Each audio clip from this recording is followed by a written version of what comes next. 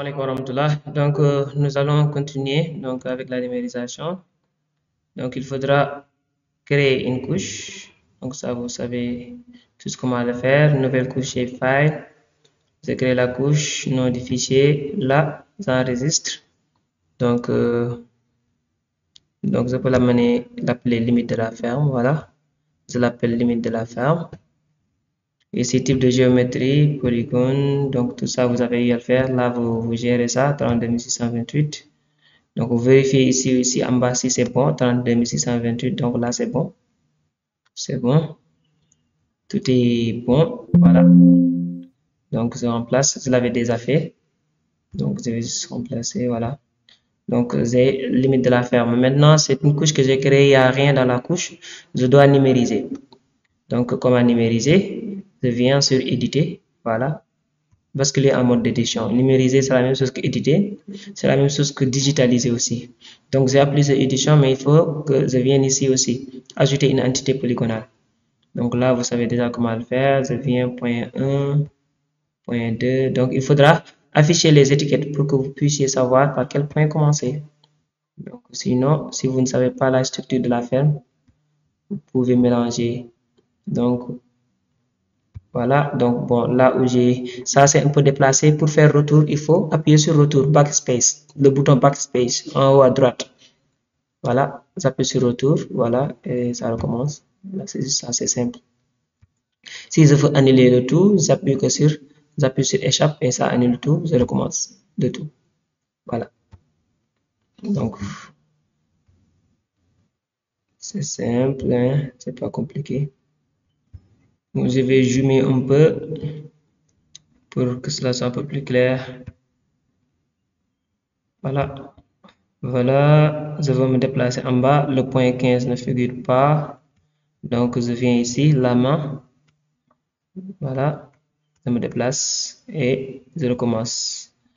Bon, je continue. Voilà, c'est simple, pas du tout compliqué. Bon, une fois que vous ayez terminé de numériser, faites juste un clic droit et appuyez sur OK. Donc, sinon, ça ne va pas s'enregistrer. Après, vous venez sur arrêter l'édition parce qu'il y a mon édition, j'arrête et enregistrer. Voilà, c'est bon. Maintenant, c'est fait. Je peux décocher limite des champs, c'est-à-dire les coordonnées. Et là aussi, le fond, je peux l'éliminer, j'en ai pas besoin. Voilà, remplissage simple, remplissage transparent. Ok, voilà, donc c'est ma ferme. Donc, je suis toujours dans l'importation des données. Donc, j'ai pas fini l'importation des données parce qu'il reste les parcelles qui doivent apparaître. Donc, comme je l'ai dit tantôt, voilà le programme. Donc, l'acquisition, c'est déjà fait. L'importation des données, donc, je l'ai commencé et j'ai même commencé la numérisation parce que j'ai fait donc, le contour. Donc, la limite a été établie. Donc, il me reste les données de l'intérieur. Voilà. Donc, pour les données de l'intérieur, donc, je vous avais dit tantôt que je pourrais importer, donc, de la même manière que j'ai fait avec les coordonnées, donc, des limites du champ, je pourrais importer les coordonnées des limites des parcelles.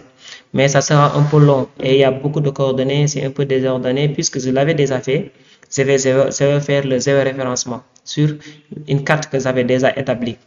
Donc, je vais juste faire le zéro référencement, c'est simple. Donc, je vais anticiper le zéro référencement. Si vous, peut-être, vous voyez que c'est plus simple, peut-être d'importer vos coordonnées et de numériser, vous pouvez le faire aussi. Donc, comment faire le zéro référencement? On l'avait déjà téléchargé, l'extension, donc l'outil géoréférenceur. Donc, pour le trouver, vous venez sur raster, vous le regardez ici. Si vous ne le voyez pas, venez sur couche. Vous voyez l'outil géoréférenceur est là. C'est ça. Donc, c'est en fonction des versions. Donc, voilà l'outil. Donc, voilà, l'outil est présenté ici. Là, ce sont les fichiers. Là, c'est pour l'édition, ajouter un point, supprimer un point. Là, c'est la vue, là, les paramètres. Donc, la première chose à faire, c'est venir au niveau des paramètres de transformation. Essayer de changer, donc, le coordonnée, la projection. Donc, ici, le système de coordonnées de référence, il faudra l'établir. Donc, là, c'est déjà bon, 32628. Donc, des fois, vous venez et ça écrit invalide. Il faudra cliquer ici, chercher 32628. Donc, si vous êtes dans la zone, si vous êtes au Sénégal, donc c'est ça, UTM zone 28. Sinon, vous venez ici, vous cherchez. Donc, c'est bon. J'appuie sur OK. Voilà, donc tout est bon, tout est nickel. Je vais importer mon image. Je vais importer l'image. Donc, je suis ici. Donc, c'est cette image que j'avais conçue. Ouvrir. Voilà, l'image est là. Donc, je vais essayer de zoomer avec les deux doigts. Je zoom. Donc, vous voyez bien. Donc, ici, j'ai l'image qui est là. Donc, ça, c'est la même ferme. Exactement la même chose. Je l'avais fait. C'est sur ArcGIS que j'avais fait celui-là. Donc, voilà les données. Donc, manioc, parcelle. Donc, ça va me faciliter la tâche. Au lieu d'amener des coordonnées autres. Donc, ça va beaucoup faciliter la tâche. Donc, je vais numériser et puis supprimer cela. Comprenez? Donc, je l'utilise juste pour l'animer puisque je l'avais déjà fait dans mon rapport. Donc, numériser, c'est facile. C'est juste euh, faire une correspondance entre la couche qui est là, en image, et ma couche qui est là, qui est en conception, qui est sur une projection. Voilà, donc je veux faire la superposition. Donc, pour cela, il faut faire le géoréférencement. Donc, je fais le référencement. Si, et comme le mot l'indique, hein, donc il va se géoréférencier et savoir où est-ce qu'il va se positionner sur la carte. C'est juste ça. Donc, pour cela, il faut que je fasse des correspondances de points. Donc, je viens ici, ajouter un point. Je clique sur ajouter un point. Où est-ce que je veux l'ajouter? Je sais que le coin ici, c'est la même chose que ce coin. Donc, il faudra avoir au moins 4 points. Hein. Donc, je viens ici, je clique. Je clique ici. Je peux zoomer pour mieux voir. Je clique ici le coin. Voilà. Je lui dis depuis le canevas. Donc, il me demande de choisir. Par exemple, si je connais les coordonnées, je remplis ici les coordonnées. Donc, pas l'appel de faire la correspondance. Ça, c'est le cas où nous avons des carreaux. Donc, sinon, il faudra appuyer sur depuis le canevas de carte. J'appuie. Et là, je fais la correspondance. Et là. Donc, n'ayez pas peur si cela part, ça va revenir. Donc, j'appuie ici. Voilà, voilà, ça revient. Donc, c'est juste, il me donnait l'espace pour que je puisse appuyer sur le point qui correspond. J'appuie sur OK. Donc, le premier point est déterminé. Donc, je reviens ici, je me déplace. Je sais que le coin est ici. Je vais prendre ce coin, c'est plus clair. Voilà, même chose. Deuxième point. J'applique depuis le canevas de la carte. Ça correspond à ce point-là. Voilà, je lui dis OK que c'est bon. Je continue. J'ai mon deuxième point. Troisième point, je peux choisir là. Voilà mon point là. Je choisis ce point depuis le canevas de carte. La correspondance. Voilà. Il faut choisir. Vous pouvez choisir jusqu'à 600 d'après le, le document que le prof a envoyé, qui a recommandé que l'on choisisse du passé. Vous pouvez le faire aussi. Donc, je me déplace ici. Je vais prendre l'autre coin. J'ai déjà 3 points. Donc, voilà. Voilà, depuis le canevas.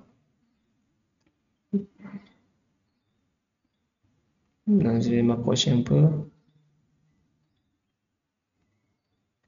Là, c'est bon. OK. Voilà, j'ajoute le maximum de points. Voilà, là aussi, il faut toujours chercher les intersections parce que c'est plus facilement reconnaissable. Donc, vous pouvez plus facilement vous repérer avec les intersections. Mais sur une droite, là, on peut facilement faire des erreurs. Voilà, la précision surtout, la précision. Donc, j'ai un nombre important hein, de points maintenant. Comme je vais bon, ajouter un peu, quelques points. Donc, ici, je choisis ici, depuis le canevas de la carte. Hop, là, c'est une erreur. J'annule. J'annule, je recommence. Non, j'annule. Voilà, depuis le canevas de la carte. Je me déplace un peu. Je me déplace. Bon, je l'ai fait disparaître. Hein.